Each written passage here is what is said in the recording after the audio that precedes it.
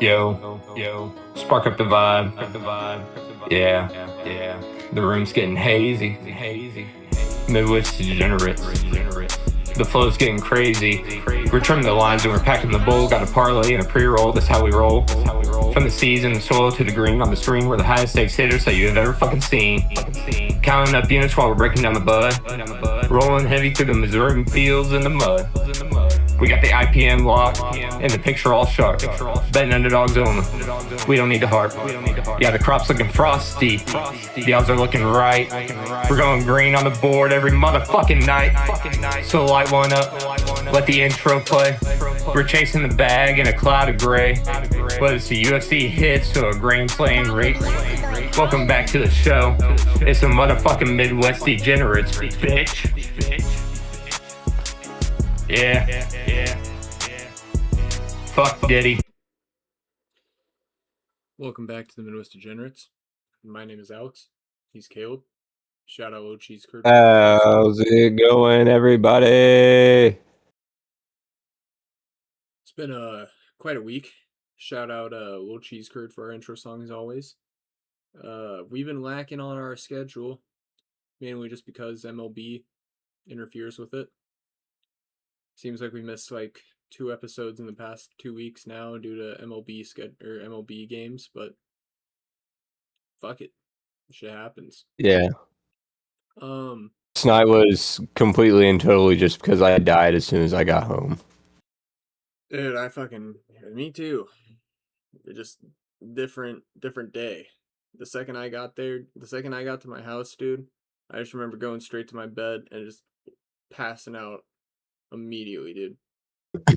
Oh, you don't remember the 30 minutes of me trying to wake you up? Oh, in the car, bro? Yeah.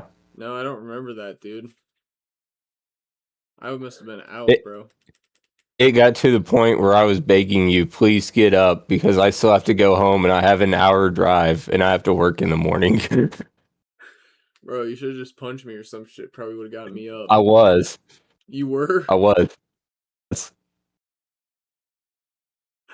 Bro, I must have been fucking out, dude. Holy shit.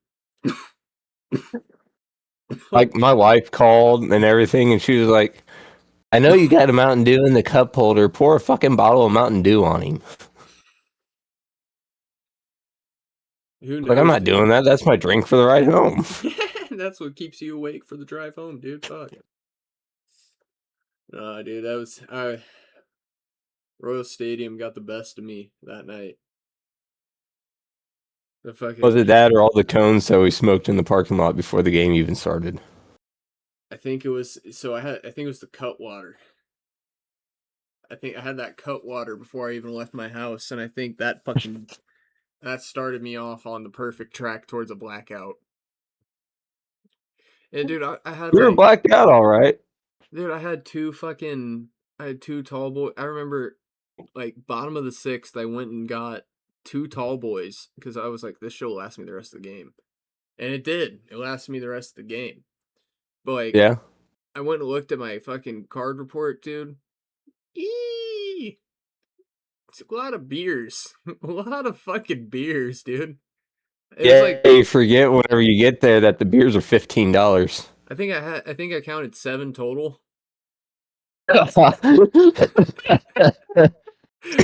7 tall boys total plus what I spend at the gift shop, which fuck the Royals gift shop, dude. They overcharge. You know how much a fitted is at D-back Stadium? How much? $45. At this year or a couple of years ago? That was 2 years back. I mean, the hat I got, and mind you, it's not as nice of a hat as you got, and it's a 47 brand, not a New Era. I paid $40 for this hat. Fuck, man. Hat prices are getting absurd. I can't fuck with it. Yeah, now I gotta get a new work hat. I like getting a new hat whenever I get a new job. New work hat. What's it gonna be? New Royals hat? No, I found one that I like on Amazon. It's a black hat, but in the middle, it's got a gamecock. It's gold trim. It's like gold plated around it. I'm gonna get that so I can be extra drippy with the Jays. Hell yeah, dude. And then if anyone, dude, I will say we got some people at work that raise chickens, so I'm not sure how they'd feel. All right, I had to pause the recording there to tell Caleb that, but thoughts on that? They enjoy it. They love it. It's what they were bred for. It's what I'm breeding more for. It's in their blood. I mean, what else are you going to use a rooster for? I mean, honestly, the only other purpose a rooster serves, because you only want to run one rooster to every 4 to 6 hens. Because they'll kill half of them, right? Oh, not only that, but because they'll get extremely territorial over their hens. So say if you have 6 hens and 3 roosters, each of those roosters are going to take 2 of those hens as their own, but they're going to be fighting each other for more of them. Mm-hmm. They just want to be the alpha male no matter what. Yeah, so realistically, your average person that's going to raise chickens, they don't have as many as I have. Mm-hmm. So they're only going to need 1, 2 roosters tops. And that's fine. But whenever you get to having more roosters than that, your only other options are butchering them or getting into cockfighting. Mm-hmm. In cockfighting, you make a fuck ton more money. I can guarantee you that right now. No reason to fucking kill them when you can make money off of them. Yeah.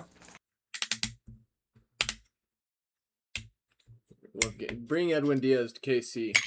Daily reminder on the podcast. But I wanted we need Eldo to come to KC so I can prove that my birds are better than his birds.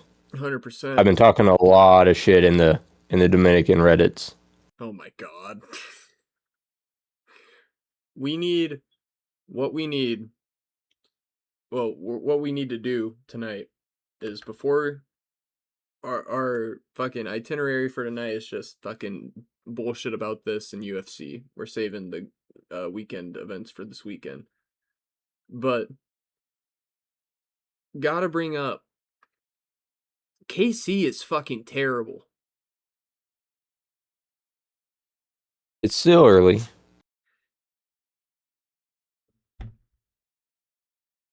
Did you know that KC's hitting coach is a failed MLB pitcher? Yes.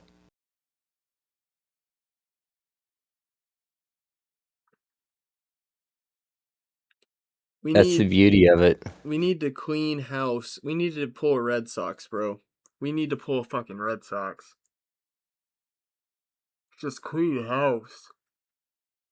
You know, I liked Matt Quatrero, and even now I will still try and find an argument for him because he's our guy.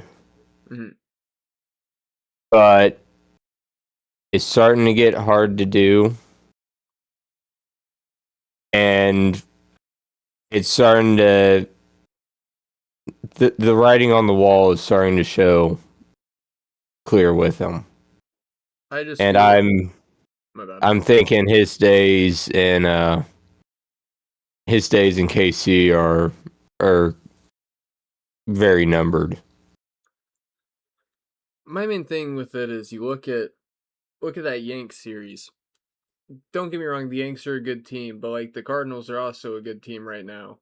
And we were able to sneak a win. At least, what was it? Did we get 1 or 2 out? We got 1 out of them, right? Yeah, we got 1. Yeah, the one we went to was the one we got.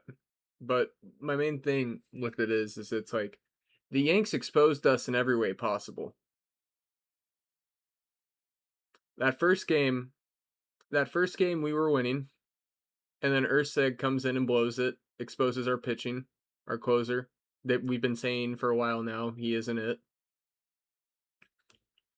Next game, they put on the ultimate fucking hitting spree I've ever seen. We put fucking Tolbert in the, what was that, the 9th we put him in? Or the 8th? Yeah, top of the 9th. I owe him $1,000.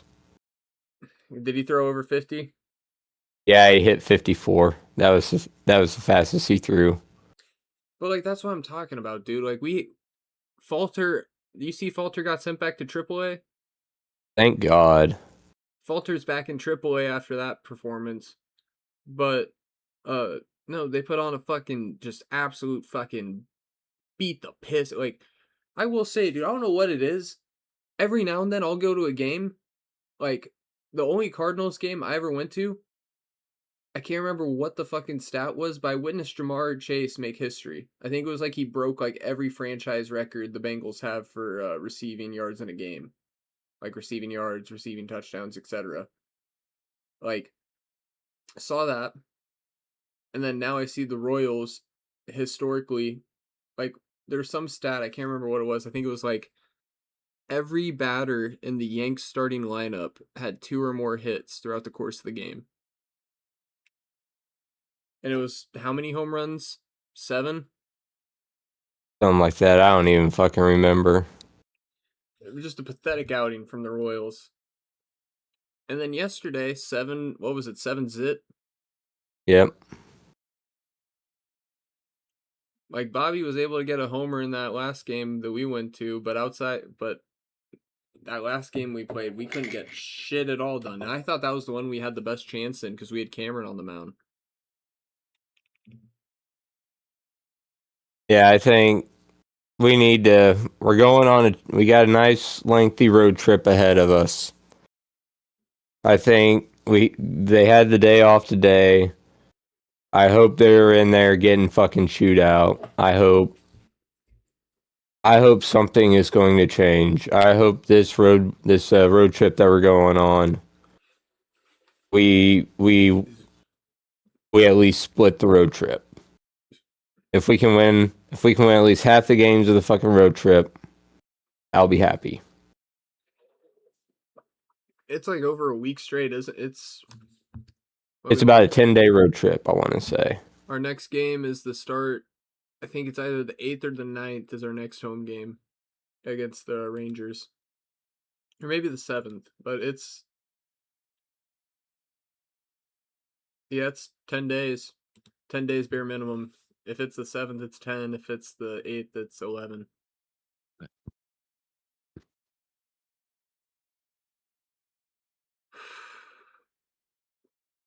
And who are we playing?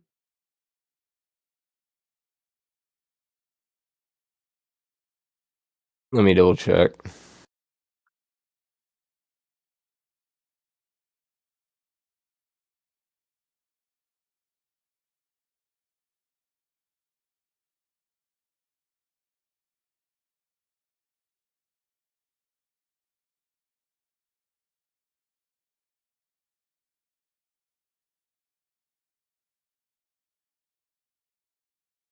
See here, whenever they come back home, it's the Rangers on the 9th. Shit. So it's longer than I thought. It's a 12-day road trip.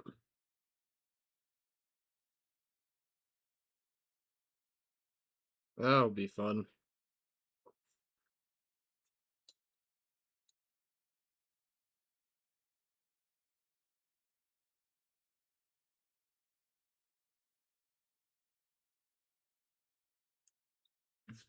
Let's see.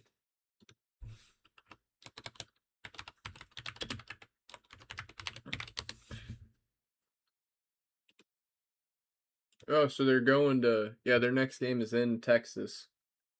Yeah. So Texas, Reds, Twins, in a 4-game series. Rangers are bad, so I think we can slip a win. But I think we lose 2-1 to the Rangers in the series. I think we lose also 2-1 to the Reds. I think we split the series.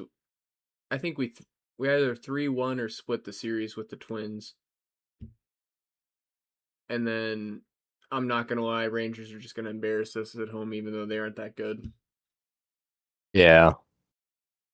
But I will say too, out of the 23 years of going to games there at Kauffman Stadium, Mm-hmm.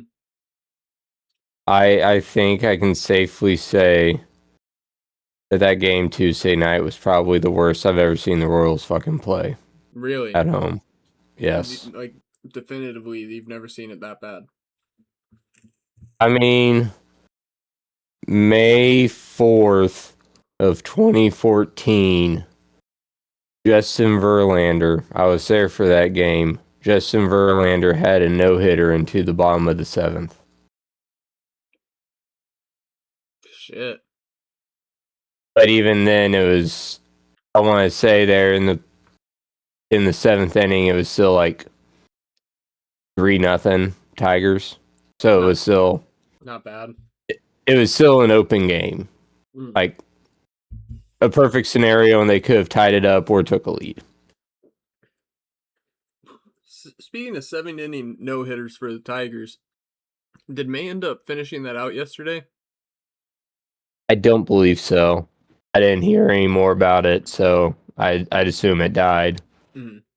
But one funny thing about that Astros no-hitter that they had on Monday, you know which team this season has the worst ERA amongst the pitching staff?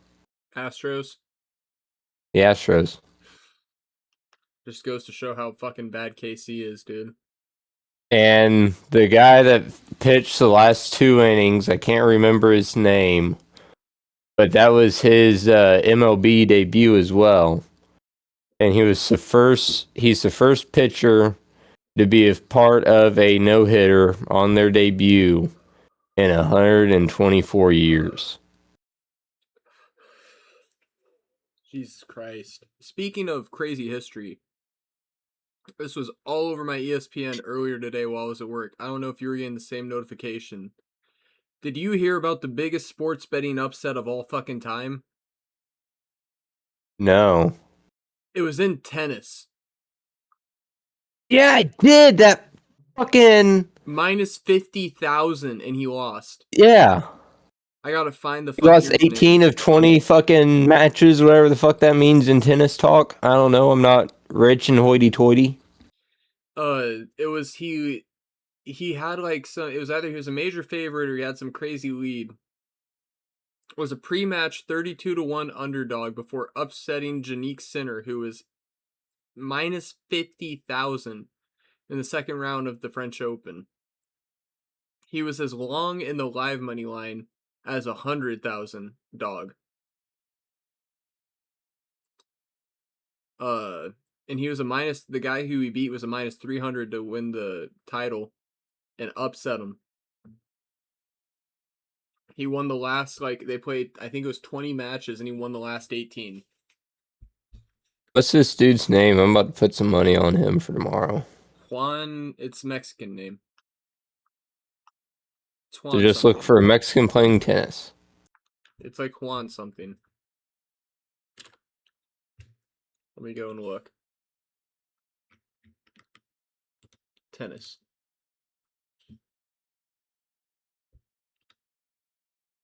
Juan Manuel Yes. Cerundolo. Yes. He's minus 162 right now. To win the whole thing? No, just in his matchup.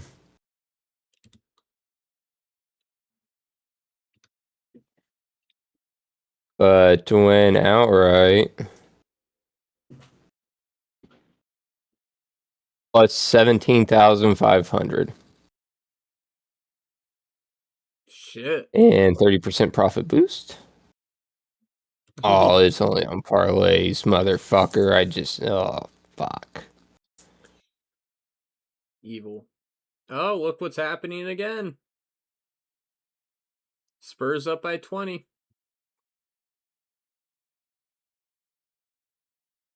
So what does that make? Doesn't that bring it to 3-2 or 3-3? It'll be 3-3. Shout out the Spurs. I gotta look at ESPN and see who's fucking doing what, because they had to have had some guy go in there and just foul the shit out of him.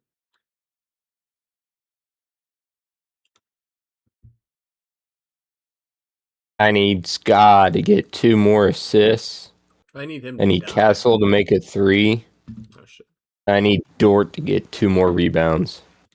I love when that happens. I don't know how long that was going on for. Also, shout out to Blacked Out Me for fucking spilling the weed tray. Never done that before. You didn't get a whole lot of it.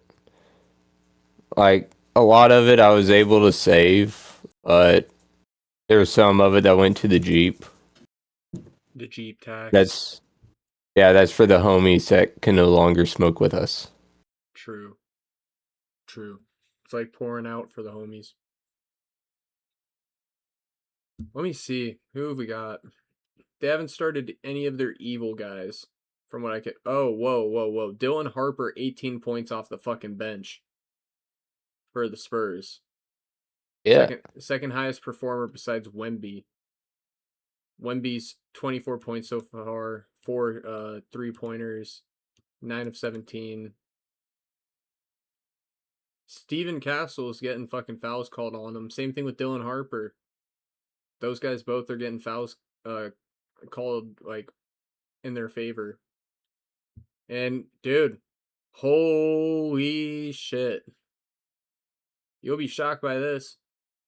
So, 3-point or free throws, right? Yeah. Fucking OKC. Chet has 2. Shai has 3. Jalen Williams has 1. No shit. That's all they've gotten in fouls. 6 free throws. That's all they fucking gotten. Well, I mean, 7 God technically. damn. Williams missed 1, but they've only got 6 points off of free throws, which we both know that Thunder usually average way more than that. Yeah. So that is. I don't think they're letting Ska. I don't think they're letting him flop like he normally does. I saw a comment this morning. It was the realest thing I've ever seen in my entire life. Give me a 6-minute contract with the San Antonio Spurs, and I'll make sure that Shai Gilgeous-Alexander never hoops again in his fucking life. Yes. Let me out there. I'm gonna fold my knee right on his knee, dude. You know what I'm saying? I'm gonna go knee to knee. I'm gonna fucking kick his knee. Shit, I may go for straight up fucking. Nah, I can't say that on YouTube. I'm gonna go knee to knee. I'm gonna kick him in the knee. Shit. Just take the I'll trip him. Just take the technical and throw him in a fucking arm bar and dislocate his arm. Nah, knee bar. I'll throw him in a knee bar. I'll fucking pop his knee. Or better yet, shout out Kurt Angle. Throw him in an ankle lock. Break his ankle. Yeah. Either one of those would be really good. Jiu-jitsu guys even struggle to recover from those injuries. Ain't no way Shai would be able to.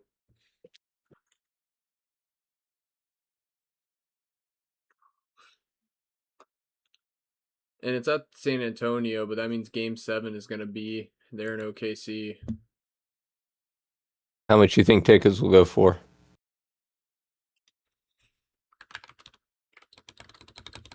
I'm going to go SeatGeek because I don't know if Game Time would have them up yet.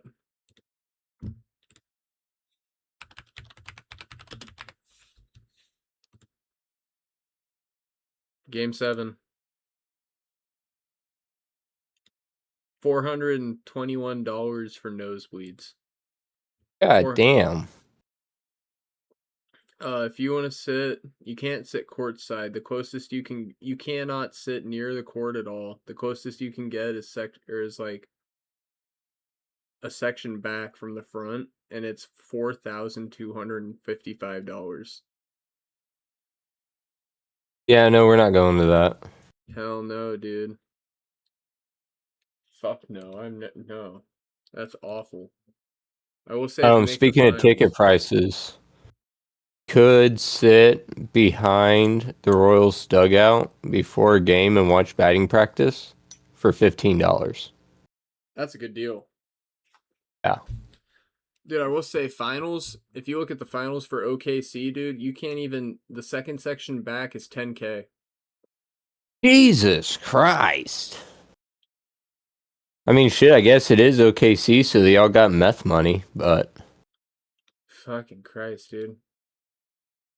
Let me go look at San. Oh yeah, also they just posted fucking Argentina World Cup They're not any fucking cheaper. Really? No, you're still looking at fucking not $813 to get into the nosebleeds. I thought the World Cup was supposed to be affordable. Yeah, fucking bullshit. Load of horse shit. That's all I gotta say to that. But no, I hope Spurs win this series. Should be tie series after this. Spurs are up 91-64 right now. We'll be able to make pick since the Knicks fucked us all, and well, Cavs fucked us all over by losing in a sweep. We don't get basketball every day, so we don't really have picks to make today for basketball since we're gonna record tomorrow. Yeah.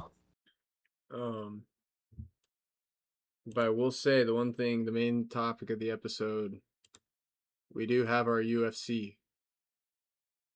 Yeah, UFC Linglong. Macau. I gotta pull up tap all. Yeah, I'm calling it UFC Linglong. Might as well be. UFC Linglong Bing Bong. Oh, so sorry. You deliver. Wrong place. I'm allowed to say that because I'm a veteran. I get away with more shit, so. Yeah, they just expect a certain level of it.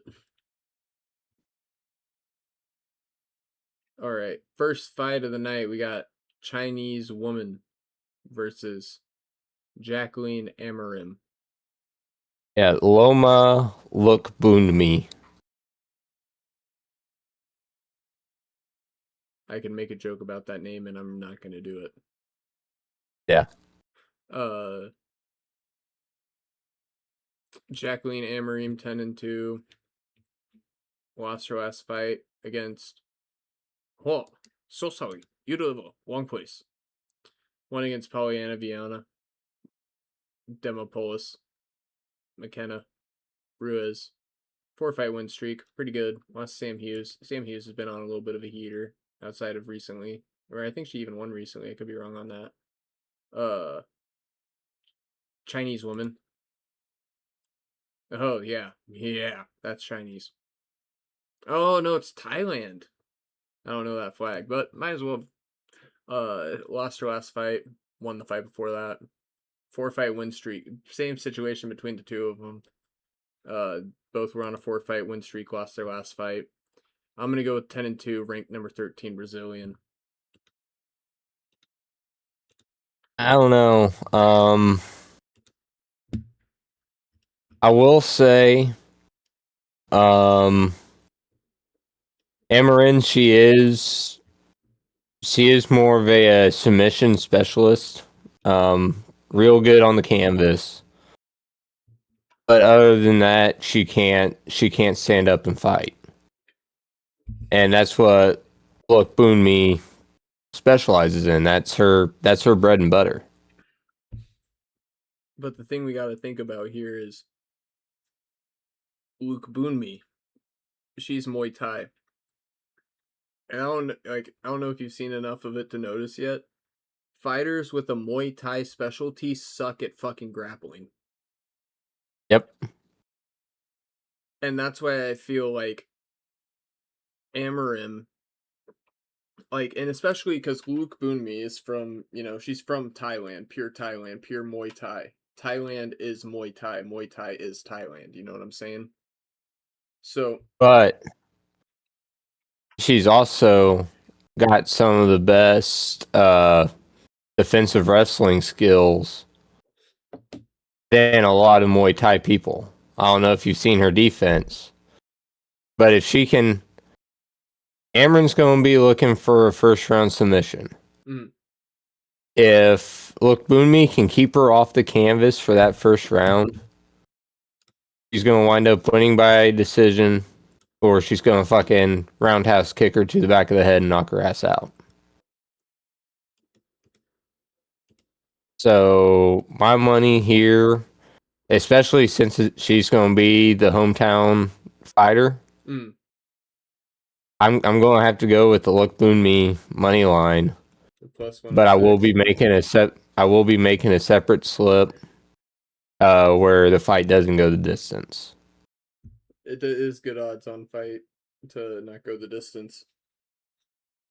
And if you'd rather take that over a money line or anything else for the main pick, I'd be fine with that as well. I'll probably go fight will not go the distance just because the odds are a little higher.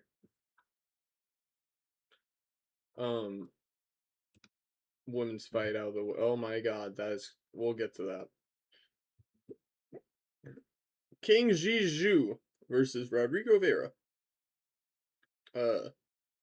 King Jiju, UFC debut, 21-4 ranked Chinese prospect. Surprisingly doesn't mean much because China has very bullshit fighter, like these guys will fight bullshit fighters until like their last 3 fights. Are you looking? Are you coming off of Tapology, or are you looking at FanDuel? Tapology is, yeah, it shows I the think same that thing. one. You just got to go I'm to not. more fights or more UFC fights, and then go to the last tab where it just says UFC fights, and it'll be right under Luke Boon Me versus Amarim. Zhu Kangji and Rodrigo Vera. Yep. I'm All looking at right. I'm looking at this. Neither of these guys have fought in the UFC before. But I will say the one thing that I trust is Rodrigo Vera. He is Southern American. He's from Peru, and the one thing I know about those Southern Americans is they have chins of fucking steel. So I feel like Chinese power may not be able to get it done on this evening in this fight, and But fucking Kangji, he's a high octane fighter. He lays on the fucking pedal whenever he gets in the ring or in the octagon, I guess you could say. mm, Um, again, another hometown guy. Kangji thrives on he really thrives on forward pressure. He likes getting in their face and just non-stop blows. mm. Like he'll get right up in there and just constantly jab him in the chest, jab him in the gut, like landing those body blows because that's what really breaks you down. Anybody can take a shot to the head, but can you take a shot to the head after you've had all the air knocked out of you? I think with Vera, we're gonna be able to see him do it because Vera, he has one loss very early on in his career in but via decision. But he's got he's got a good amount of finishes. He's got fucking, where's the shit at? He's got 8 KOs, 3 submissions, 10 decision wins, which is more than the rest of his fights. But my main thing is he's Hispanic. Hispanic dudes, they got tough fucking chins. They do not go down. Like, I understand like a high octane fighter, but the worst thing that you can present a Mexican with is a high octane fighter because they're gonna take the shots and return them and fucking flatline them. Especially these Chinese guys. I've learned these Chinese guys, they go down easily. If you're able to get like a quick fucking 4-piece on them, they're done for. They aren't gonna be able to come back from that. And the overall I think you record, talked me into it. and the thing too is like you look at the main thing I was trying to get at is Vera. He has like LFA is a legitimate promotion. That's like the UFC's biggest like minor. That's like the UFC's minor league pretty much.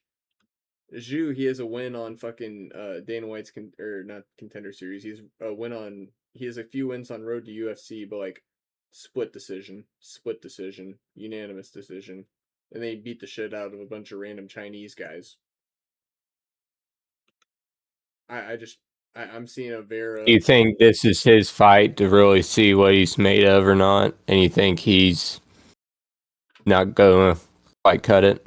That's how it's been with a lot of these Road to UFC guys, dude. They go and win the Road to UFC tournament, make it into the promotion, and then their first fight in, they just kind of shit the bed. And then it's like, oh, this guy was dog shit all along. Yeah, I think you talked me into it. Like some of these Chinese guys, I'm definitely going for, but some of these other ones, I'm like,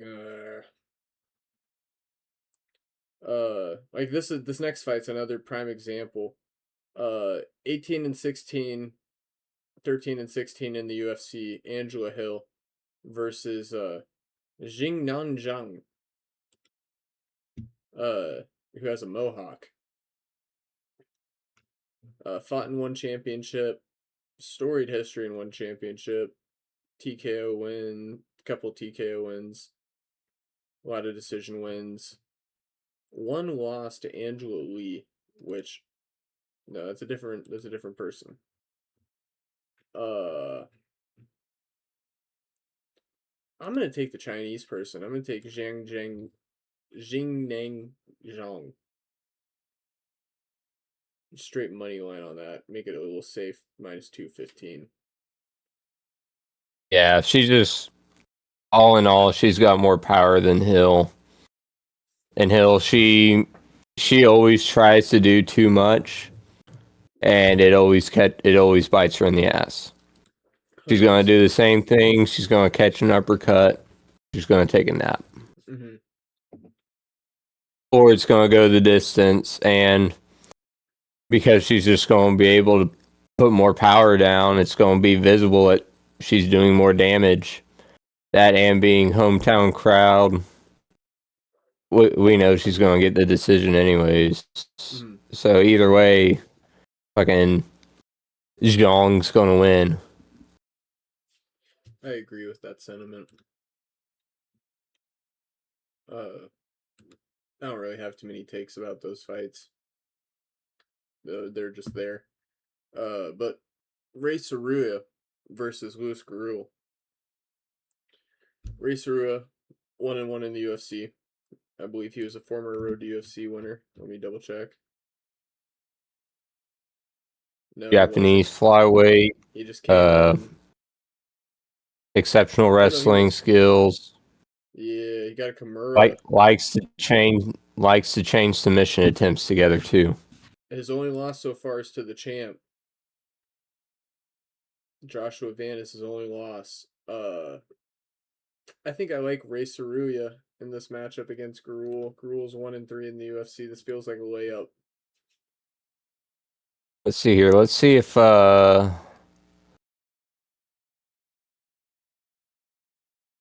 at the odds for a fight to go the distance.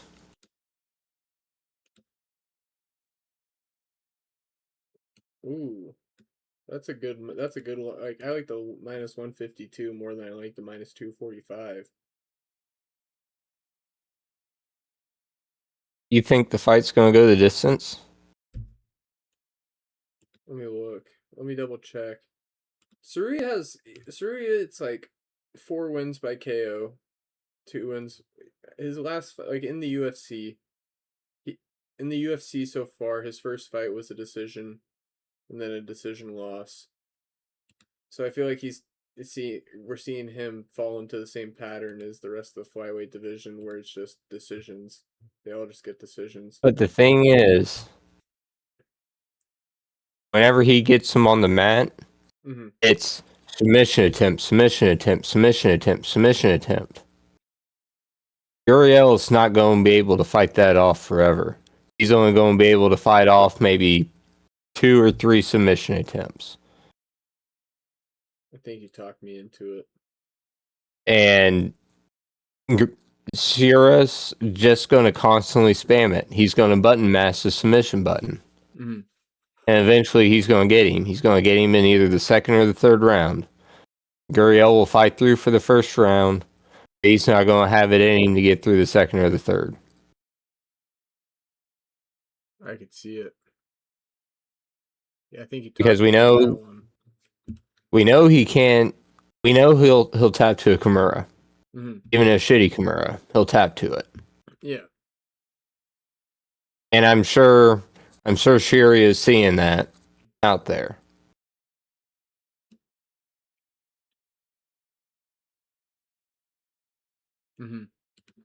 I agree with that. You got me to switch my pick to will not go the distance.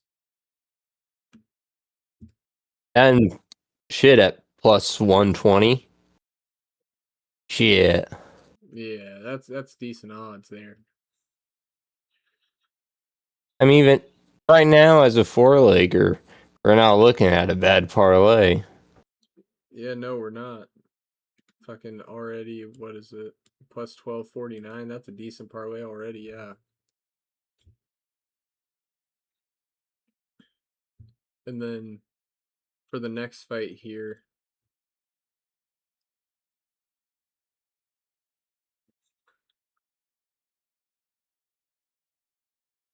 I'm just sitting here trying to figure out how I'm going to pronounce this. Orokik Lang versus Cody Haddon. Brazilian, or not Brazilian, Australian prospect versus Chinese prospect. I feel like Orokik Lang has had some beat Cody Gibson, as he should. Beat Raul Rosas Jr. or lost to Raul Rosas Jr. Figures. Zahabi beat him. Durden beat him. Molina. Oh, Jeff Molina beat him. Fucking, let me go back to FanDuel. What are the lines for this one? Yeah, I was about to say, we're going Cody Haddon on this one. Yeah. You think it'll go the distance? Let me go back to the page.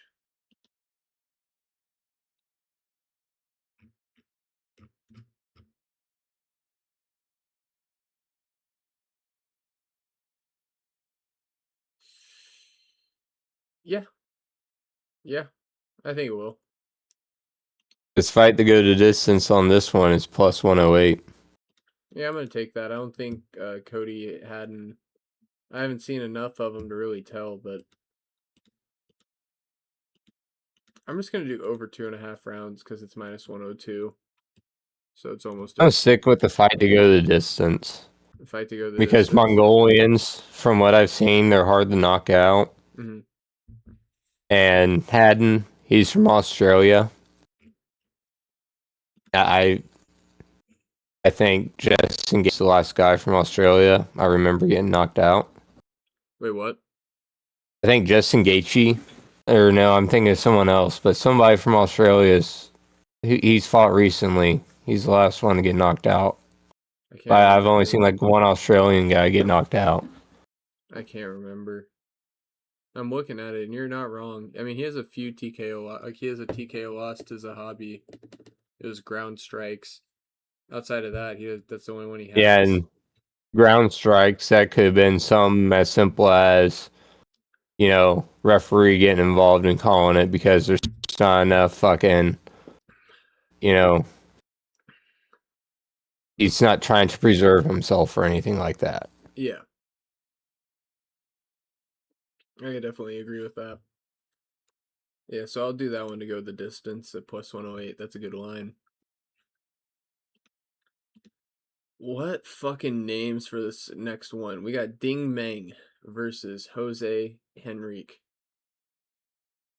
Both UFC debuts. Meng Ding 35-9. He has never fought anywhere near the UFC before. Let me see this other guy, Jose Henrique. And he's never made it out of he's never won a fight where he's made it out of the first round either. We're taking, let me check this guy. What's this guy's going on? 6-4. Ooh.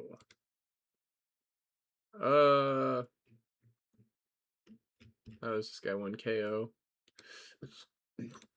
Give me Jose Henrique over Ding Meng. I feel like that's a good safe dog pick for this card. Yeah. Ding Meng, he has never fought anywhere near the UFC. Chinese people have a tendency to have weak chins. Jose Henrique, he likes KOs. And he's taller. He's got a longer reach. Mm-hmm. It's writing's on the wall for Ding Ming. It's over for him. Oh man, here's another one. Oh, this one shows it's different. FanDuel shows different than Tapology. We'll skip that one because it's Who not do you showing. have? I have Yi Sak Lee versus Luis Diaz de Asis. Yeah, that's Luis Felipe Diaz. That's the same guy. Oh, really? Yeah. Oh, okay. Wait, hold up. Oh, okay, yeah, that makes sense. Luis Diaz, 3-fight win streak, contender series win via rear naked KO in Brazil. And then we got Yi Sak Lee. Win via rear naked, win via Von Flue choke, then a loss by rear naked. Let me look at the lines. Oh, okay. They're proper. I was gonna say I'm taking Luis Diaz de Asis. Just because if some other grappler was able to lock in a rear naked on this guy who's mainly a grappler, I could see this guy, Luis Diaz de Asis from Brazil, I could see him going after that shit. Yeah. So I think that's gonna be my pick for that one. Weird ass names on that fucking fight, man. Weird fucking names. This next fight we got Alex Perez, fucking 26-10, win via TKO in his last fight in January, and then he was on a 2-fight lose streak before that. Versus Sumer Daraji, who's on a 3-fight win streak.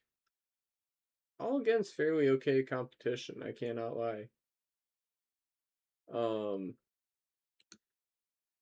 it's in his. I'm gonna take Sumer Daraji as an underdog here. I think this is gonna be his moment to shine in front of his hometown crowd. Yeah. And he's got decent. This one I'm Oh my bad. this one I'm torn on. I mean, they both they're both so fucking similar. Mm-hmm.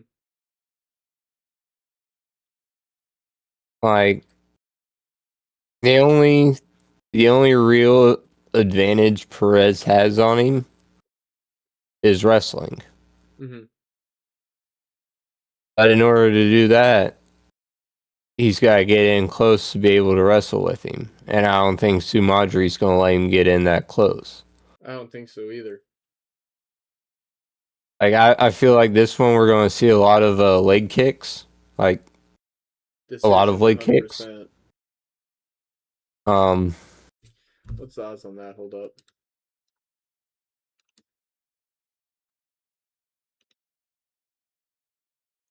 I'm sticking with Sumer Daraji.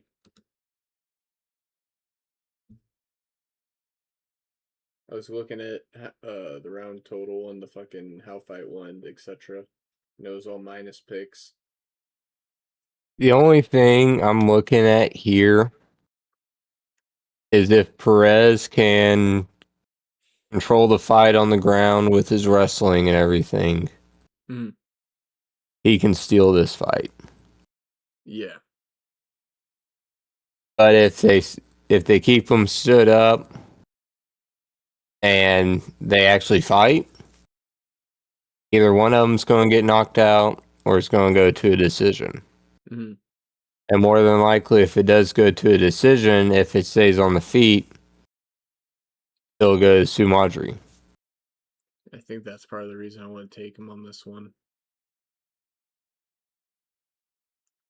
It's just going to be Chinese power. Chinese retreating power. I'm going to take it. Hell yeah, dude. This next fight on the card fucking Jake Matthews versus Carlston Harris. Jake Matthews 15-8 in the UFC. Carlston Harris 4-3. Now, before I go and read out the lines for these fighters and whatnot, or well, not even the lines, the fucking like their fight history and whatnot. Jake Matthews is minus 420, so I'm going Jake Matthews money line for a good luck charm. All right. And plus, both of those guys, honest to God, kind of just suck. Not really an interesting one. The minus 420 is the most interesting part of the fight. Now, the rest of these fights is a different fucking story. In their next fight, we got Kai Asakura. Came over from Ryzen, was a really hot prospect. He was the champion over there. He came over to the UFC. Was immediately given a title shot. His debut fight was a title shot against Pantoja, and he just lost. It was rough. But he's showing himself to be a decent prospect in the flyweight division. Asakura is minus 310.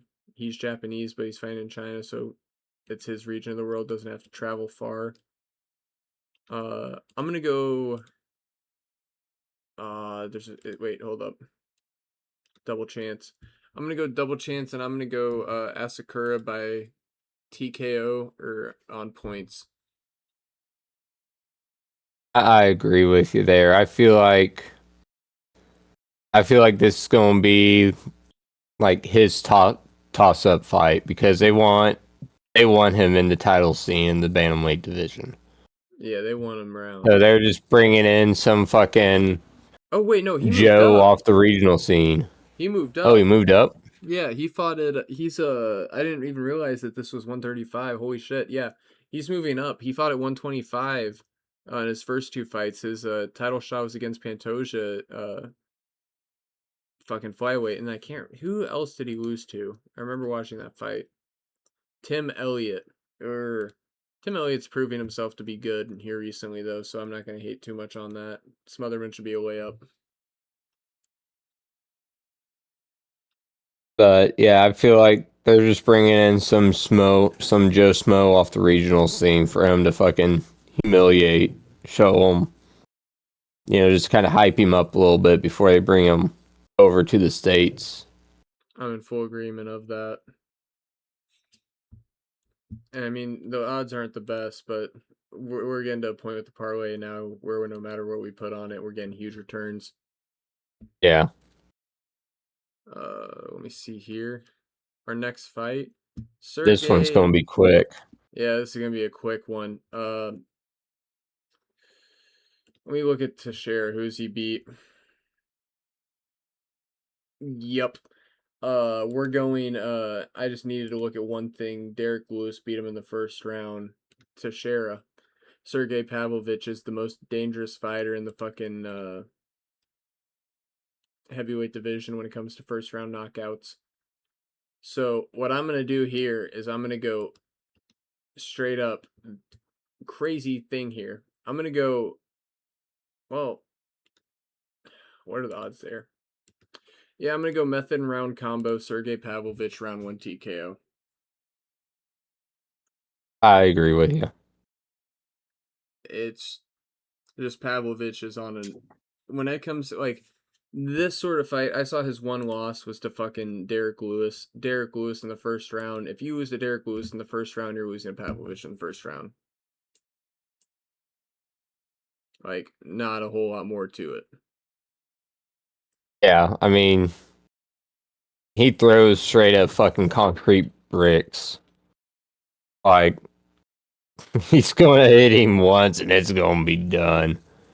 I knew Pavlovich was mean business. In Teixeira, he doesn't have any defense. He has no self-preservation skills at all. No. If you were to jump him on the street, buddy, you just got you a nice fucking chain, a nice fucking watch, probably some nice shoes.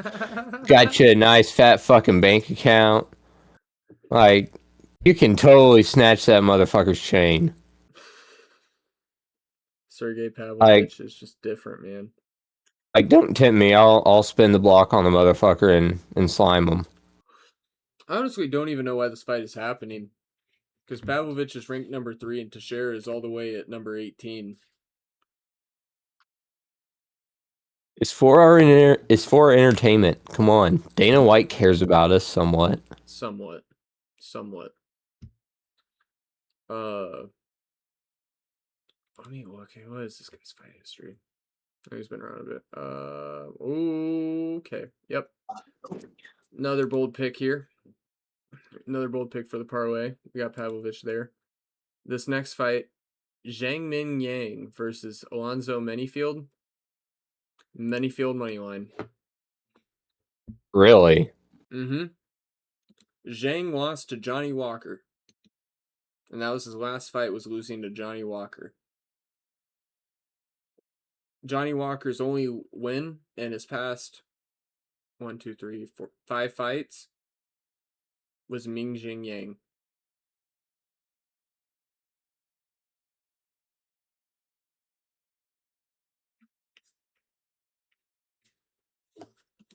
Whereas Alonzo Manyfield, let me get to him, lost to Ozdemir, which Ozdemir isn't a terrible loss. Beat Omar Sy and then beat Julius Walker. And overall, he's been more active than he's been more active than Mingjing Yang. And also, he has better wins overall. Like, I'm looking here, he beat Jimmy Crute. Jimmy Crute's a decent win in the division. Beat Dustin Jacoby. Lost to Olberg, and I don't even want to talk about the fact that Olberg has the fucking belt right now. Azamat Mirzakhanov. We just saw him lose as a highly ranked prospect who's undefeated when they fought. So overall, I just think Alonzo Manyfield is going to be able to just show levels. He's been around the block a few times. Zhang Min Yang, he's only been around the block once, and he took a fat absence after he lost. I just feel like Manyfield is going to get an advantage from the time off from Mingjing Yang and also his fucking KO loss there.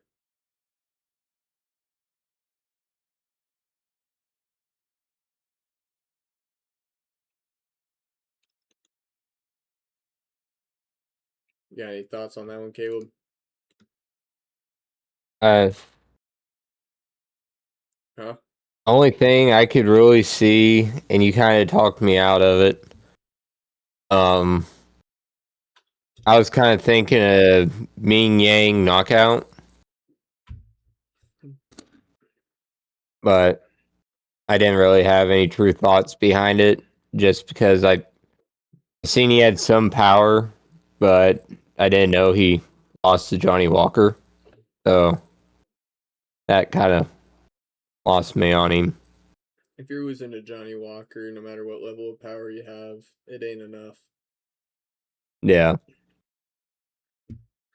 And then that just leaves us with our main event of the night here. Song Yadong versus Davison Figueiredo. Davison Figueiredo, he's been on a bit of a losing streak here. He had a draw. Oh, that was in a grappling match. Lost to Umar in his last fight. Which, you lose to Umar, you lose to Umar. That's Nurmagomedov. Beat Montel Jackson, lost to Sandhagen, lost to Jan. He moved up from flyweight. Was the flyweight champ for a little bit. Song Yadong, he lost to Sean O'Malley. Yep, beat Henry Cejudo by decision, but Henry Cejudo is an old man. Also lost to Peter Yan, the current champ.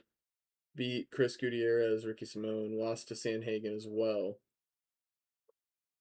And then also, he lost to Kyler Phillips. Hold up. Well, Figueiredo's never fought.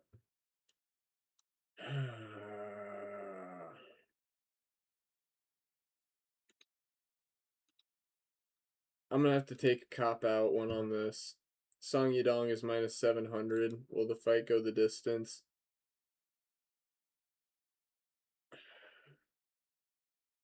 Or what's the total rounds? The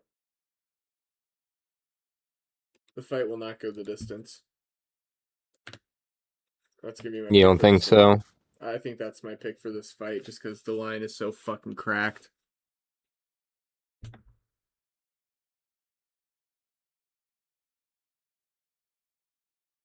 Fucking minus 700, dude.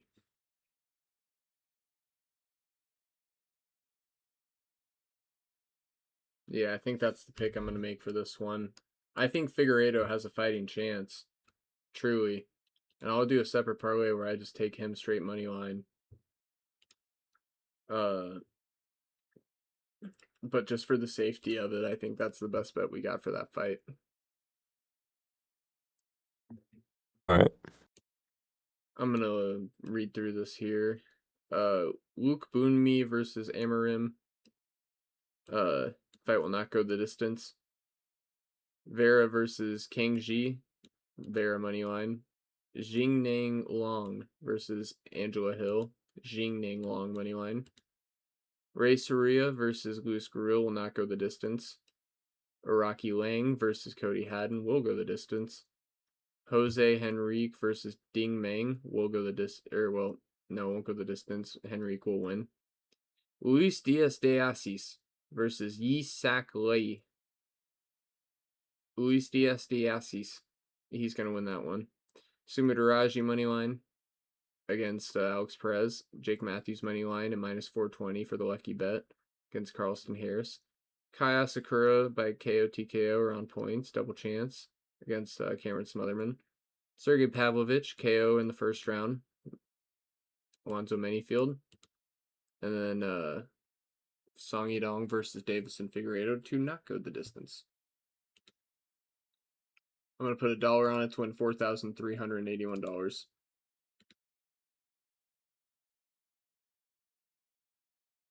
Pretty fucking solid line right there. Yeah. Yeah, I'm gonna go through over probably tomorrow. I'll go through, put some like 3 or 4 layers together, and I'll send you over what I put together. I'm gonna mainly focus on like finishes and shit. Hell yeah, dude. I'll make sure to tail some of them. Looking on, we talked about it for the first half of the episode, but I want to see if you want to make we have a slate tomorrow in MLB, thank God. So I wanted to see if you wanted to make some picks for MLB tomorrow for this See episode. what we got. Rangers minus 1.5. Well, Kolek is actually doing really good, isn't he? Yeah, I'm taking Royals money line. I'm not giving up on them. How many more losses before we give up on them?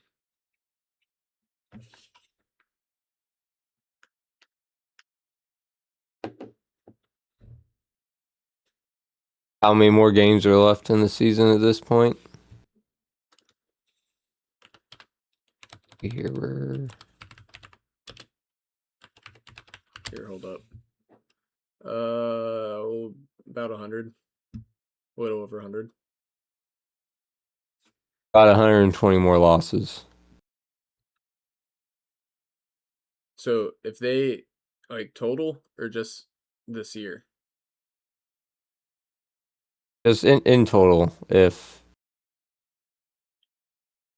we lose that many games, then it's time to give up on them for the year. But I don't think we're going to turn around. We'll come back. So let's People say, forget where we were in 2014 whenever we made the turnaround. So let's say they lose 80 more games I'm not hoping for, but let's say they lose 80 more games this year. So that put them at like a final record of like 50 or 60 to 110. Or 50 to 110, I think. It's around what that'd be at. Okay. So say that happens, and then next year they lose 30 more games. Is that when you start considering the Cardinals? Fuck no.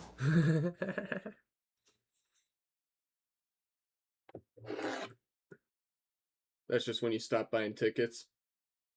No. You'd still go? Yes.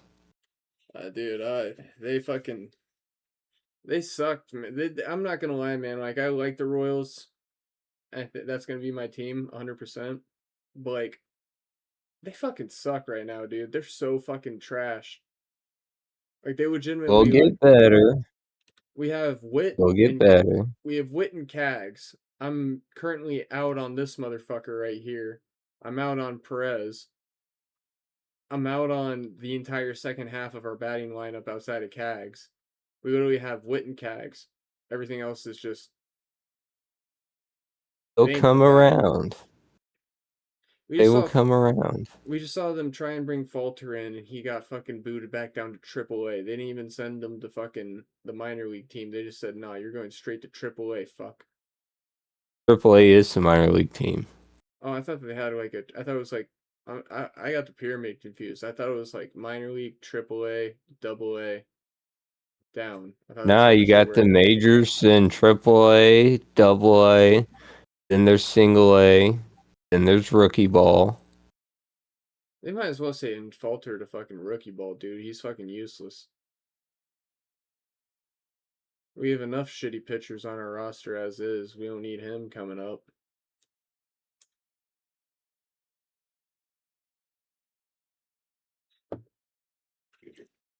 It just kind of sucks right now being a KC fan or like being a Missouri, like trying to be a Missouri baseball fan because I have to deal with the Royals sucking and then I have to deal with the Cardinals being slow. Yeah. Like I was hoping like I was like a part of me was hoping like I went like we go to that Cardinals game and I see the Cardinals just do some crazy shit to where I'm like, yeah, I like these guys. But they're slow and their home run hitters could only hit fucking infield hits and they're so slow that they couldn't even get a single off of it. Yeah. So they I mean, put we saw Salvador Perez somehow infield. will his way into an infield single. I don't know how the fuck he managed that. I truly don't. Yeah. The fact they made it there was impressive. Then second pick for tomorrow as well. Tigers money line over the White Sox. They got us pitching.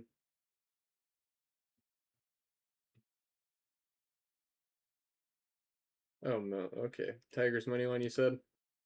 Yep. All right. And then because he has lost 3 straight games and he's looking like he might wind up taking a trip down to AAA, we're going to take the Cardinals money line tomorrow. Imanaga's not doing good at all. He is not. He is struggling. How long until the Cubs come to town? Or do they even come to town this year? Let me look.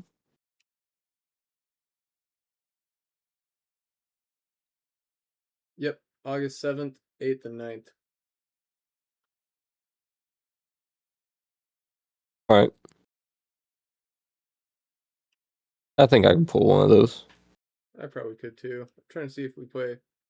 I'm going to go to the D-back series, at least one of those games. We don't play the Dodgers at home.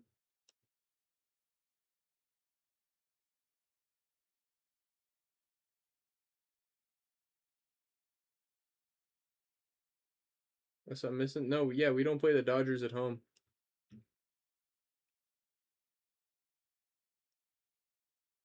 We go to LA, but they don't come to us. Interesting. You'd figure with 162 games they'd figure out a way for fucking every team to play a home and away series against every team, you know what I'm saying? They usually do. It's weird that they're not.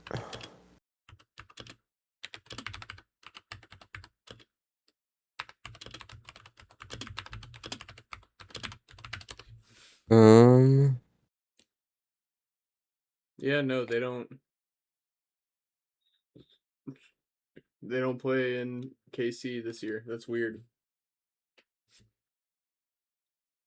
Shohei was like, I won't go to Kansas City. Probably. Then we'll do the Pirates over the Twins. All right.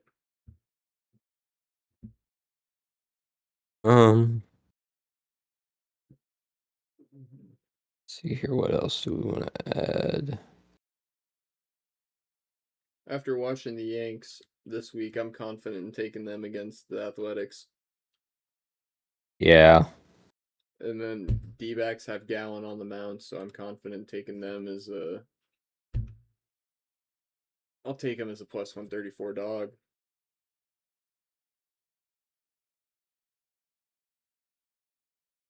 Yeah, I'll take it. I want to say this is George Kirby's first game this year. So he's probably not going to be on his shit. So I could see the Diamondbacks getting some early runs off of him. And they're playing their ace against him, too. Yeah. I think what I'll do just to make it a little bit safer, just because it's about the same as like switching the pick to Mariners money line, I'll just go and do Diamondbacks run line plus 1.5. I'm gonna stick with the douchebags money line. Don't gotta tell me twice. I like that plus 134. It is a nice line. Any other picks we want to add to the slip?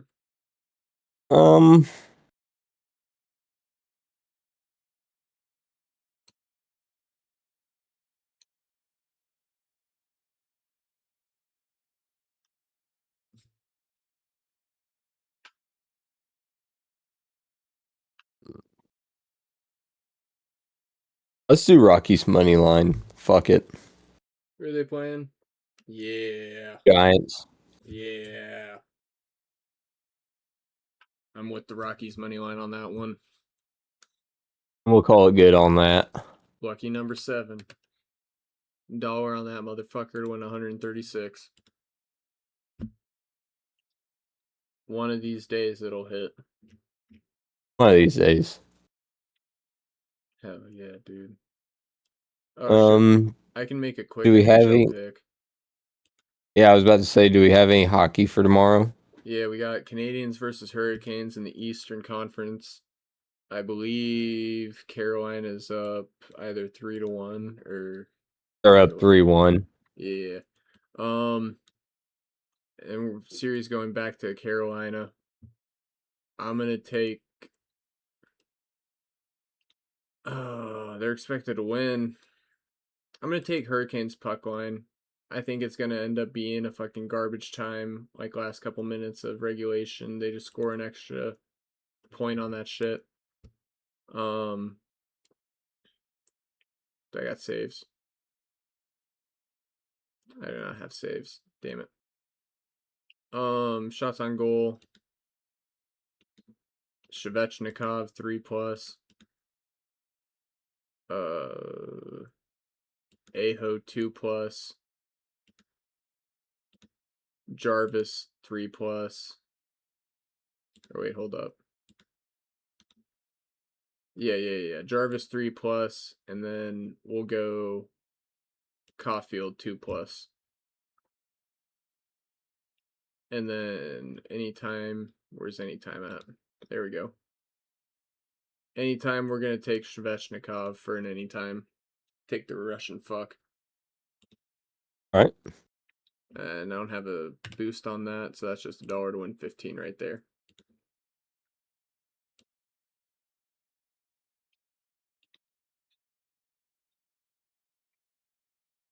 Also, I'm telling you, dude, you'd vibe at the workplace because you saw, dude, my boss man was fucking.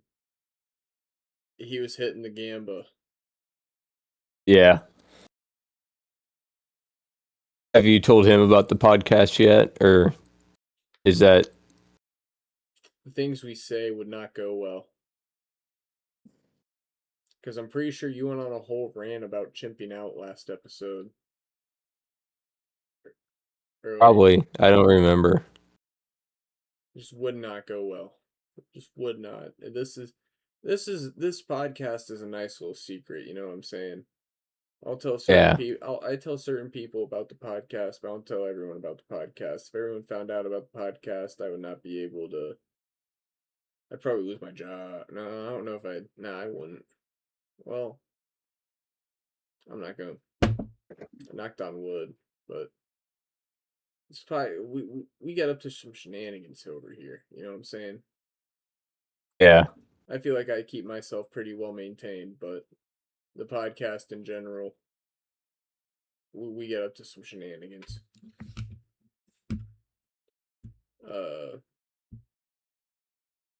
Yeah, shit, dude. Fucking Game 7 is Saturday. We'll get to that whenever it comes around. Nothing on World Cup yet. Whenever World Cup rolls around, we'll make picks on that. That'll be fun. Yeah. LA changed their logo again. I'm looking at the fucking NFL pick or NFL things and notice that. The Rams. Yeah, it's their normal one, but they made it full yellow.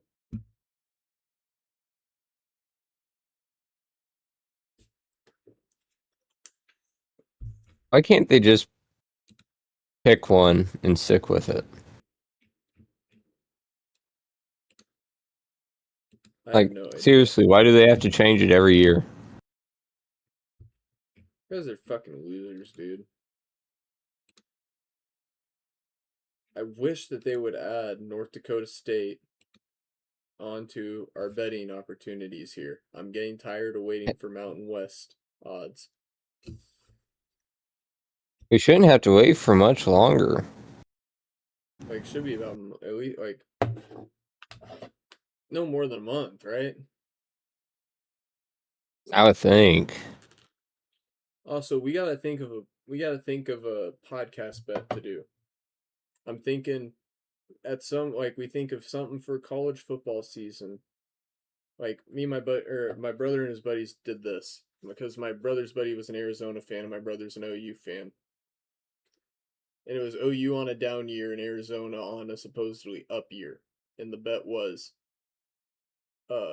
whichever team between the two of them finishes with a better record, one of the people got $1,000. But I think that's fucking way too much. So what I'm suggesting is we make a bet for the entirety of college football season between North Dakota State. I'm not gonna go OU because they're SEC. They'll probably end up like 9 and well. I'll go. Actually, I will. I will because I feel like their win totals are probably going to be much similar. We'll go Boomer Sooner versus NDSU this college football series or this college football season. Loser has to. Well, we can settle the amount, but I'm thinking like between 150 and 250 has to donate it to the other school. All right. So either North Dakota State's getting 250 out of me or Oklahoma's getting 250 out of you. It's just whoever has the most wins. And just win total. Whoever finishes the season with more wins wins the bet. Now, say we get to the scenario where they had the same amount of regular season wins, but because North Dakota State isn't eligible for the playoffs and Oklahoma makes the playoffs, are we still going to count those playoff wins, or are we going to go into some... Since Oklahoma, we got to keep it real here. I'm not expecting Oklahoma to win a playoff game. I'm not. So I feel Well, like I'm just saying, we got to throw all the possibilities out there, just so we can have it all aired. If Oklahoma makes the playoffs, whereas North Dakota State cannot, we treat... Okay, so let me put it this way. Will we go off of like point differentials or some shit, kind of like they do picking playoff spots and shit, or... No, we treat NDSU's bowl game and Oklahoma's playoff game the exact same in that instance. So, if, say for instance, NDSU wins their bowl game and then Oklahoma wins the playoff game, we don't go off the second... Well, I mean, if Oklahoma wins the second round of the playoffs, I feel like that would be like a tiebreaker because they haven't done that shit in like 26. It would have been 27 years by the time they do it. But didn't Baker do it? No. Baker made it first round and then lost. Wait, hold up. I'm pretty sure Baker lost first round to Georgia. I thought they played Ohio State first round and beat them. Oklahoma's the playoffs history.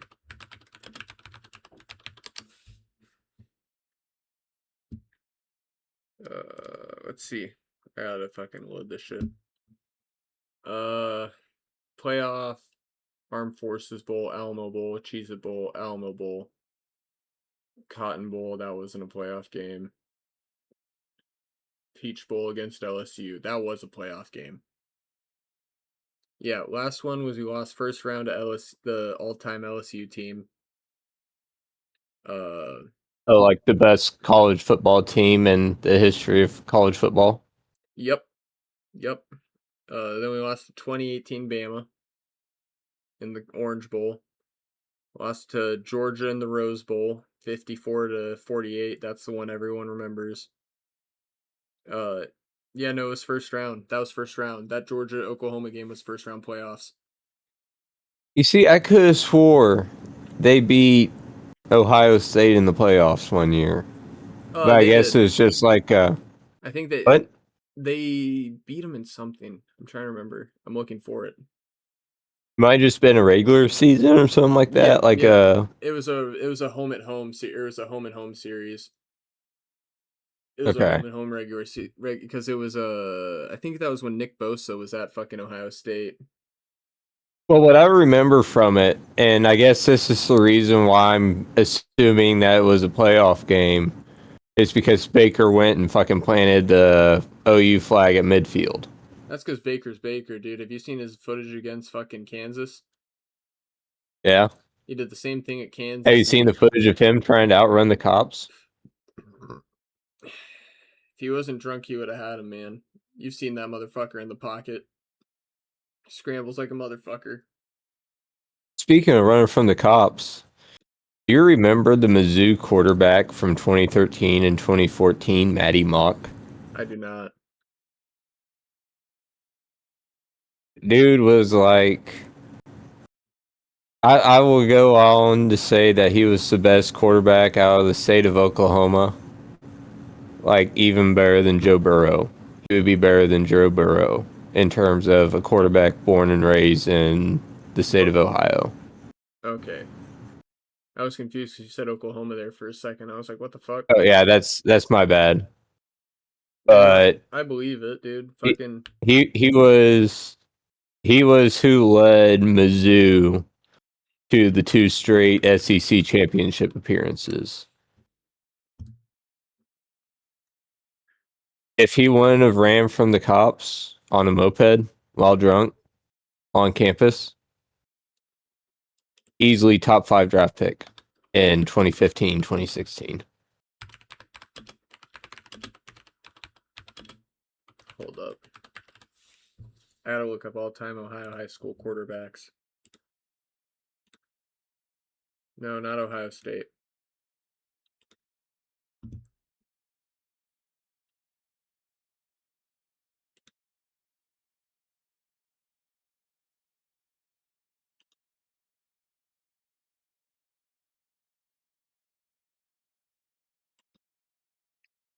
I'm on fucking 24/7 sports looking at this shit, dog. I'm in deep. Did you know that all-time Trevor Lawrence is considered the greatest prospect of all time? On 24/7 sports. But that's funny because in my book, he's more than likely going to go down as a worse draft bust than fucking Ryan Leaf. He's already made it longer than Leaf, so I feel like he's past that. But I get what you're saying. But look at why he's stuck around. I mean, look at how long the Jags kept like Bortles. Fucking way too long. Alright, so all-time QB rankings. Please don't make me reset this shit, dude. I'm gonna be so pissed.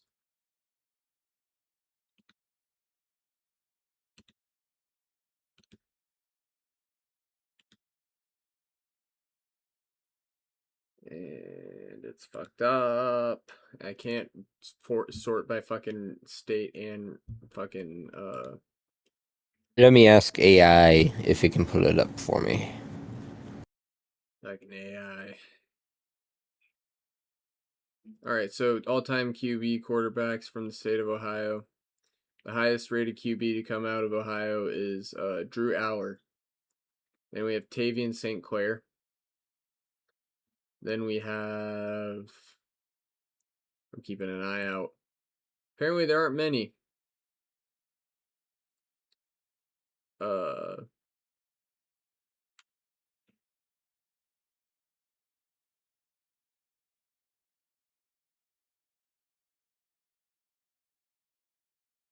Yeah, I'm not gonna lie, dude. I'm to the 100th best player in Ohio's Ohio's like the state of Ohio's recruitment history, and I found 2 quarterbacks.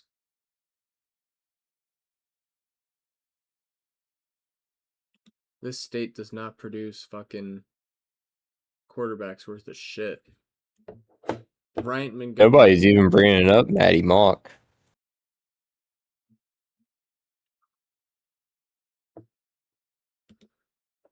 Doesn't get any respect. They hating on our brother.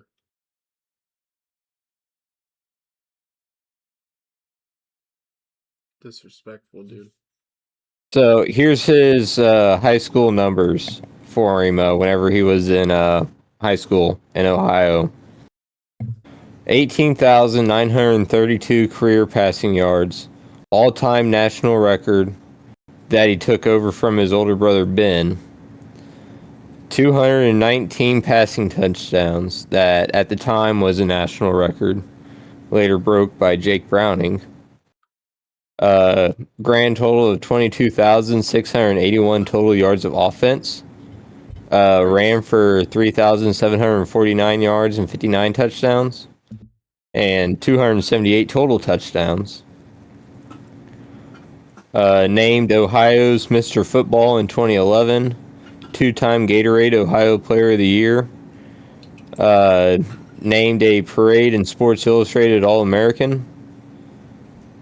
And in his state championship game in 2011, he threw for 421 passing yards and 6 touchdowns. Christ almighty, dude. So he was just balling the fuck out. Yeah. I see what you're saying for sure. But So whenever you look at, like, because that list, a lot of what you're seeing is guys that actually made it to the league. And because of his scenarios that he had going on outside of football, that's why he didn't make it. If he didn't have the issues that he did, and he would have had the support that he should have had, there's no doubt in my mind, like I said, he more than likely would have been a Heisman Trophy winner and a top 5 draft pick. I can definitely understand that, dude. That's how I feel about fucking Trayvon Boykin out of TCU, dude. If he didn't beat his girlfriend and a cop, he probably would have won the Heisman. Like, let me put it this way. This dude was in the Heisman running. He was like a Heisman finalist, I believe, in 2014. Let me double check this.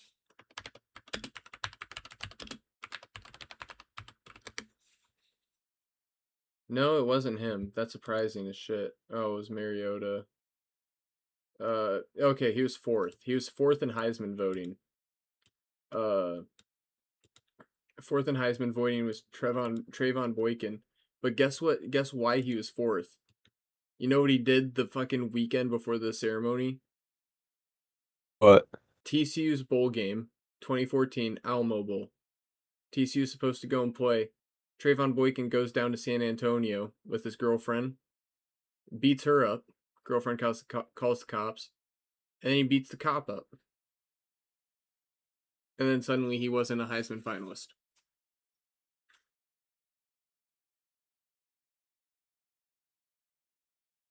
And he was Russell Wilson's second or third string for a while. But just the downfall of great quarterbacks, man. Because that guy was... Well, you remember the whole deal with fucking Shane Ray. With who? Shane Ray. I do not. He was supposed to be a first-round draft pick, but then, like, days before the draft, he got a picture linked of him on a X of him with one of those gas mask bongs on. That was Laramie Tunsil. It happened to him, too. It happened to Shane Ray as well. Really? Yeah. Damn, that's crazy that the fucking gas mask curse happened more than once. I remember Laramie Tunsil. That was the OG one. Supposed to be like a first overall offensive line. I think it's like the whole thing of it being a gas mask because they put it on and they think, this looks cool. Let me take a picture. That makes sense. And that's where they fuck up. I would too. I can't lie. If I got access to a gas mask bong, I'd probably take a picture of me using the gas mask bong. I mean, I'm not gonna lie. Even my regular gas masks, whenever I put them on, I gotta take a picture. They're pretty fucking cool, dude. Like, shit, hang on just a second. Oh shit. You about to see a gas mask. I'm fully expecting the full face cover guys. The oval shaped eyes, classic style. Maybe it's a newer. Like this motherfucker. Yeah. Whenever I get it out, gotta put it on. Yeah.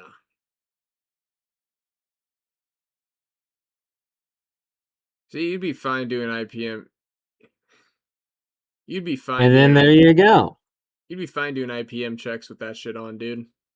Or fucking sprays. You'd be fine doing sprays with that shit on.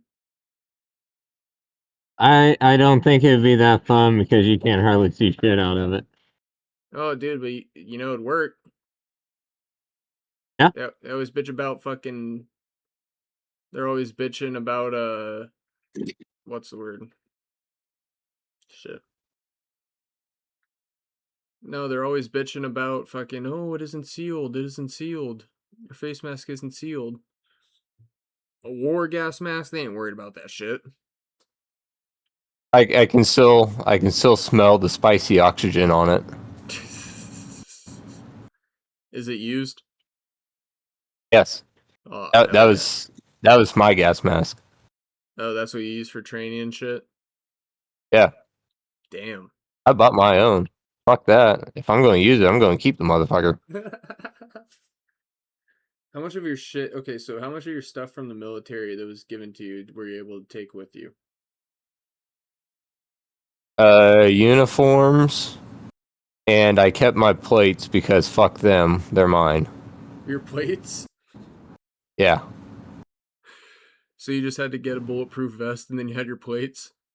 Or your I military already had clothes? my own vest.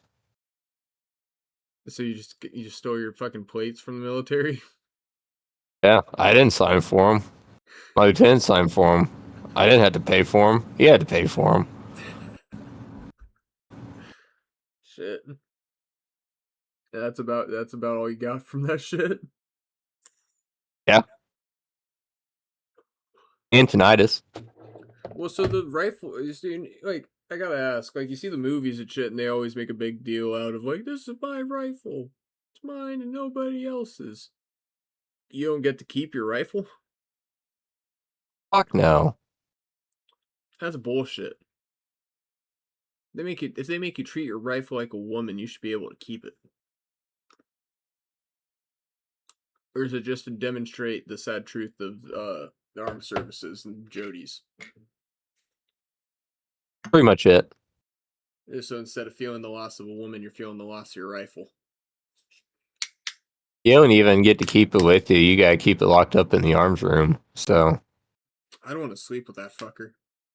Use it. It'd be like my new vape. You know what I'm saying?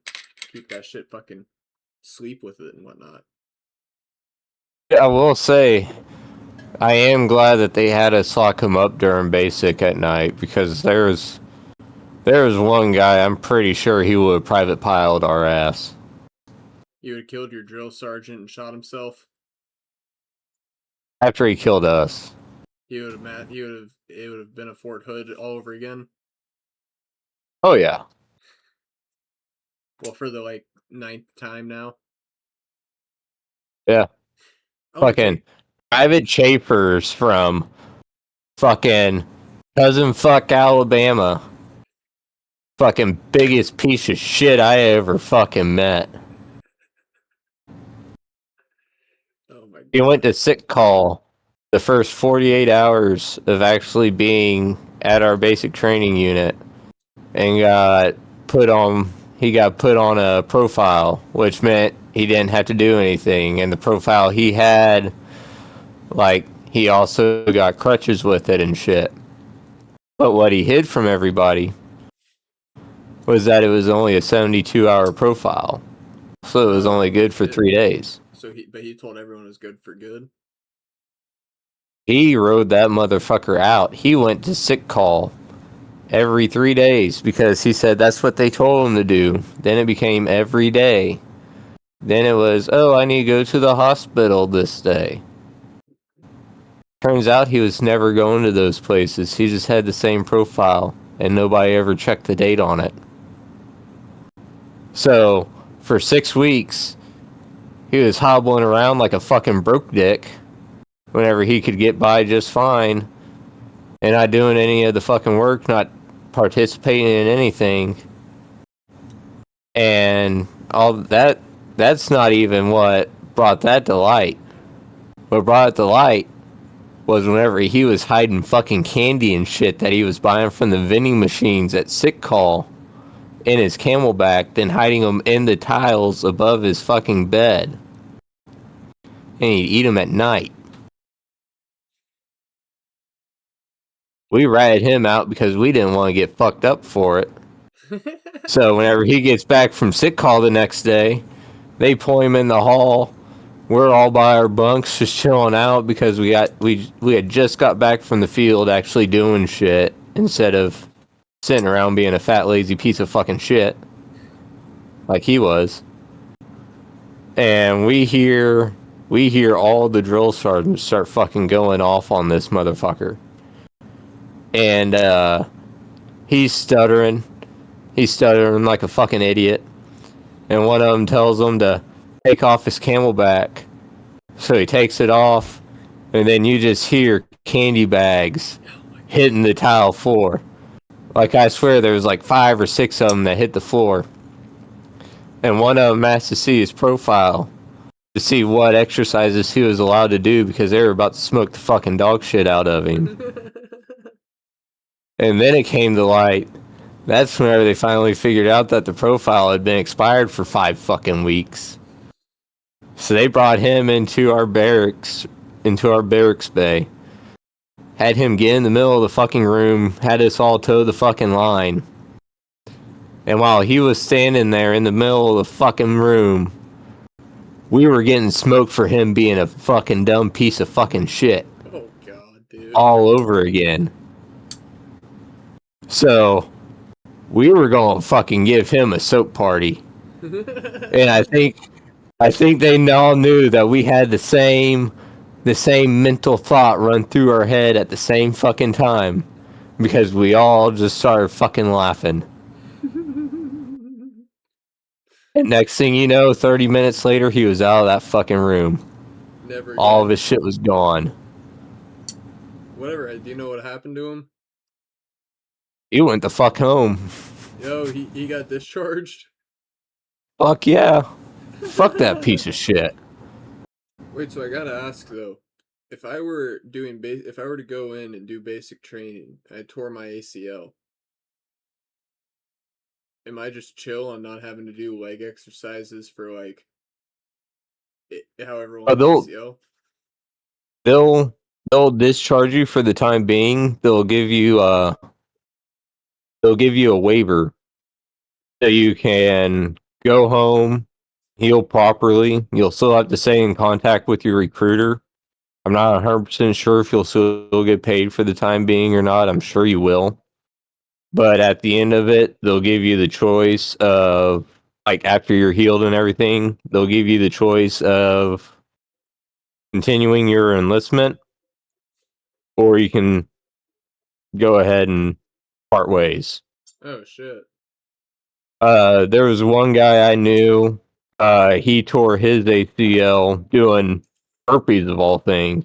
He tore his ACL doing a burpee, and since he was the National Guard, he had to stay on base for 6 months for the surgery and for him to like do the initial physical therapy.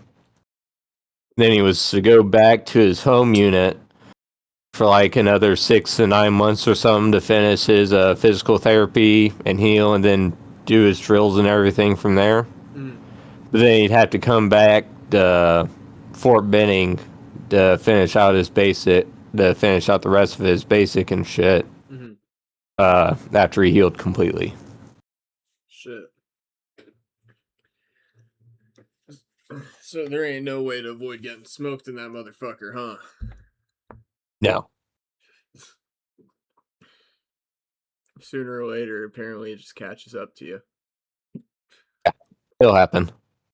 How many times do you think you got smoked in your first, or in your basic period? Like me independently? You independently, and then your entire fucking group. Me independently once, because I got into a fight. You got into a fight? Yes. The fuck did you do? I don't remember. I think we were just fighting to fight. It's just bored like it was prison. Yeah. Then in total, I can't even remember. It's just countless. Yeah. Like at least once a day type shit. Oh, more than once a day. More than once a day. Oh, fuck yeah. I think the only time we got smoked once a day, like just one time, was our final day, our graduation day, and it was just to humble us a little bit before we went and actually graduated. Like it wasn't Like they told us that's what it was for. Oh, hell yeah. That's cool though. Like at least by the end of it they were real with you, like, yeah man. It's just to remind you. Honestly, I kinda wish that like they never went soft in a way, you know? Like Yeah. I wish like no hate on you. I don't wish fucking harm on you, but at the same time, military, I wish that fucking basic training was still what it was back when fucking Vietnam, World War II was around, and they were beating the dog shit out of people. People were Oh, me dying and too. shit. It would have made it a hell of a lot more fun. I just seen a drill sergeant instead of like having a retard stand in the middle while all y'all are doing fucking burpees or push-ups or whatever. Like instead of that, they just kick the shit out of them in front of you. Yeah. Like, we were making the fucking wall sweating that motherfucker while he was just standing there. I couldn't hack. I'm not gonna lie, dude. I couldn't hack fucking basic. I'd have a heart attack. I don't even say that because somebody actually did. He was legally dead for 5 minutes. Really? Yeah. Turns out he had sickle cell, and like they didn't pick up on it.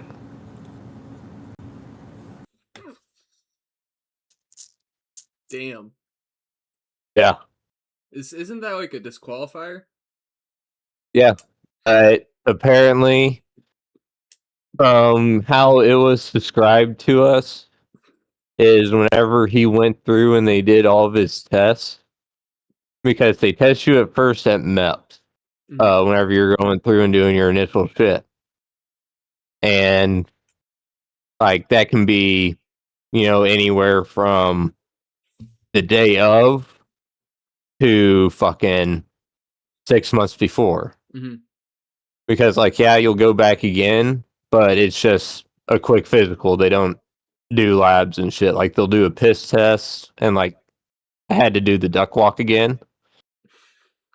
But other than that, they don't do blood draws that last time. They just put you on the bus to the fucking airport than make you pray the whole time that you're on the plane that you're not going to fucking die because planes are terrifying because you don't know how they work. I feel like you're more traumatized about the planes and helicopters in the military than anything else that you had to deal with while you were in there. Oh yeah, I watched a dude get decapitated, but yet I have more dreams about the one time that I flew in a fucking Black Hawk. That bad, huh? Yeah. Shit. I don't know how those things work. It's all black magic. Same with boats. I don't fuck with them. Get the guy. You like fishing, don't you? On the land.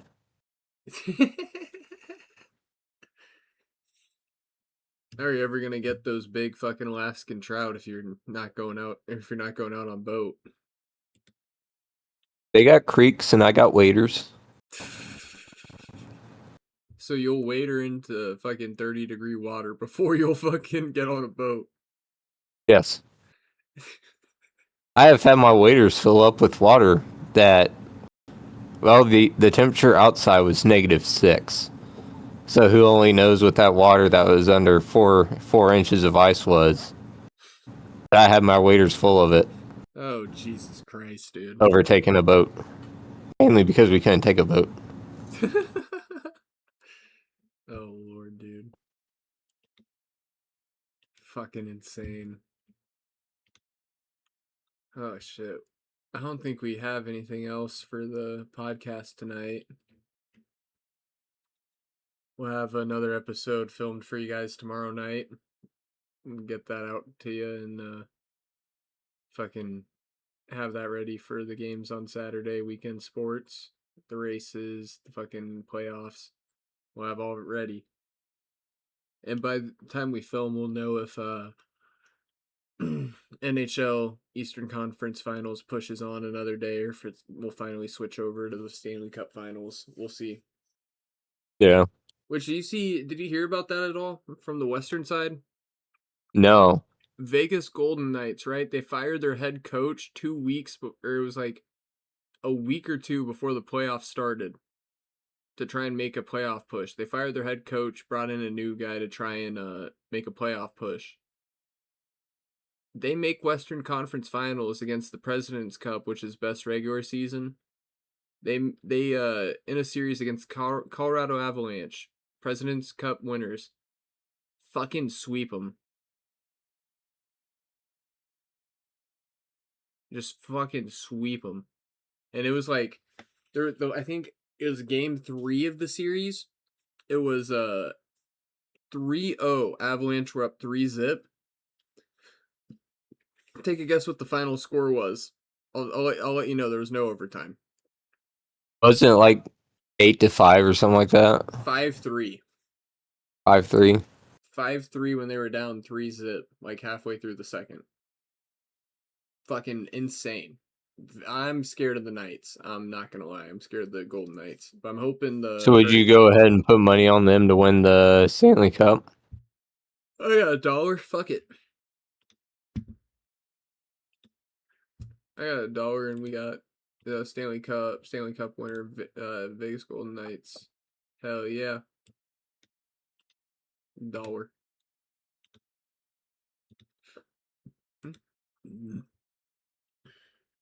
Yeah, besides that, I think that's all we really got to cover this episode.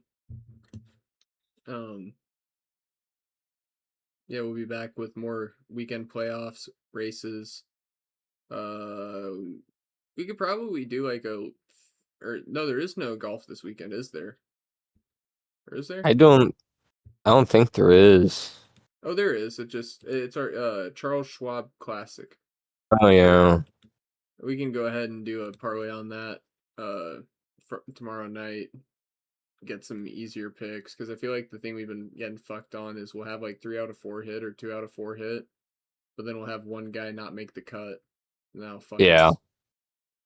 So I feel like making the picks for tomorrow night will help us out on that. Speaking of golf, did you see that Tiger Woods failed to put in his application for the Open? Really? Mm-hmm. So no Tiger Woods? This is the first year, or it's been a while, but he's not playing in any of the 4 majors this year. Shit. And that was like his main thing is he would just pop in for a major here and then. Yeah. Shit. So yeah. I mean, it makes sense. He just fucking had a classic Tiger Woods moment. Another famous or another infamous fucking mug shot. Another DUI. Classic Tiger. But yeah, I think that's about all we got for tonight. We'll catch you fellas tomorrow night. As always, like, subscribe, follow, rate, leave comments, send us your picks. We always love to see them. Still waiting on a pick.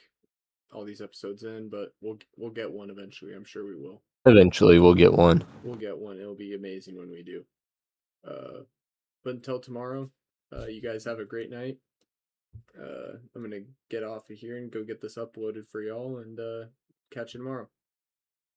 Yep. We'll see y'all then. Have a good one, guys.